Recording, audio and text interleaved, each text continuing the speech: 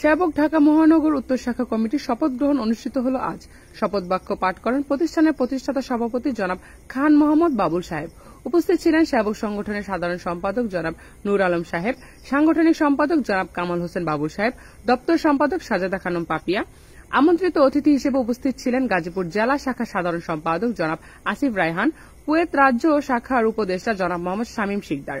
ঢাকা উত্তর মহানগর শাখার নবনির্বাচিত সভাপতি জনাব আলতাফ হোসেন ঢালী বলেন, দেশ ও মানুষের কল্যাণের সড়ক দুর্ঘটনামুক্ত বাংলাদেশ গড়ার লক্ষ্যে সেবক সংগঠনের গঠনতন্ত্র অনুযায়ী যা যা করণীয় প্রয়োজন তিনি তার নবনির্বাচিত কমিটিকে সাথে নিয়ে সবকিছুই করবেন।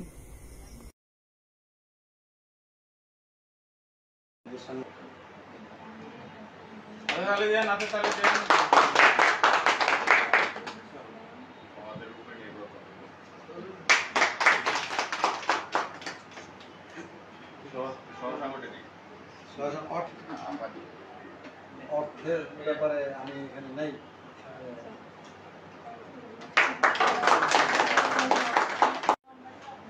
অনেকে কিন্তু দরাসর বাইরে থাকে।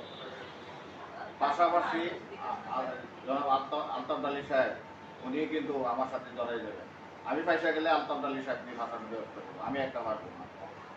আমার কথাগুলো হয়তো সেবা করেন, সেটা সেবাই করতে পারেন।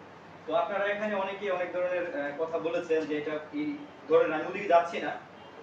আপনারা সবার আগে দেখবেন আমাদের সংবিধানে কি আছে, ওইটা দেখে ওইভাবে কাজ করবেন। যেমন আমি যদি বলে ফেলি যে রাস্তার মধ্যে আমি ঝগড়া করতেছি, ওটা আমার কাজ না। আমার যদি সংবিধান বলে যে ওটাকে আমি যেতে পারবো, টেক ওভার করতে পারবো, আমি যাবো।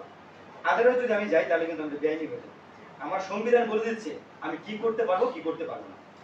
আমি আপনাদের কাছে আমন্ত্রণ জানাচ্ছি এবং সম্বোধনা জানাচ্ছি।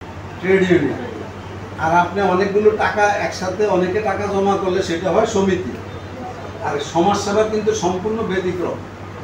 এখানে সুইপারও আসতে পারবে, প্রধানমন্ত্রীও আসতে পারবে। এটা এই মর্মে শপথ করিতেছি যে আমার উপর অর্পিত দায়িত্ব সেবক সংগঠনের গঠনতন্ত্র অনুযায়ী সততা ও নিষ্ঠার সাথে পালন করিব। রাষ্ট্র বিরোধী সমাজ বিরোধী সংগঠন বিরোধী কোনো কাজে অংশগ্রহণ করিব না।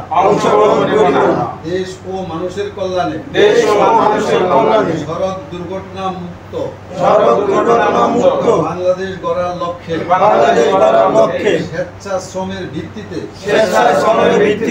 আমার উপর অর্পিত দায়িত্ব যথাযথভাবে পালন করিব ইনশাআল্লাহ। আমিন।